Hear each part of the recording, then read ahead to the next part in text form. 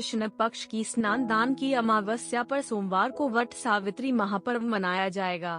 राजधानी में अखंड सौभाग्य का प्रतीक वट सावित्री पूजा के मौके पर नूतन पारंपरिक वेशभूषा में सुहागिनें वट वृक्ष की पूजा अर्चना कर अक्षय सुहाग की मंगल कामना करेंगी। सुहागिनें सोमवार को सुबह स्नान ध्यान के बाद वट वृक्षों के पास एकत्र होंगी। वहां साथ लाई गई बांस की टोकरियों में सप्तधान्य भरा जाएगा। दूसरी टोकरी में सत्य सावित्री एवं ब्रह्मा सावित्री की मूर्ति स्थापित कर पूजा अर्चना की जाएगी।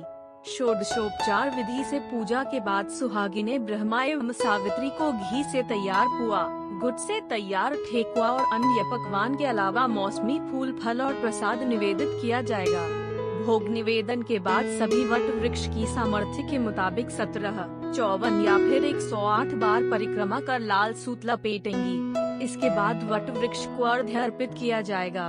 पूजा अर्चना कराने वाले ब्राह्मणों को दान देकर एवं आशीष लेकर सुहागिनें घरों को लौट जाएंगी। वट सावित्री व्रत कथा इन हिंदी। जानिए यमराज से सावित्री ने क्या 3 वरदान मांगे थे। यमराज से कैसे अपने पति के प्राण हर लाई थी सावित्री। वट के पत्तों को शीश पर धारण करेंगी। सुहागिनें पूजा के बाद वट के पत्तों को शीश पर धारण करेंगी। इसी पत्ते से वह बाद में अपनी पतियों को हवा झलेंगी। मान्यता है कि वट वृक्ष प्रलय काल में भी अक्षय रहता है। मान्यता है इसके पत्ते से हवा करने से दाम्पत्य जीवन आनंदपूर्ण होता है। दानम दुर्गति नाशनम। शास्त्रीय विधि से वट सावित्री पर्व के मौके पर दान का बहुत महात्म्य है।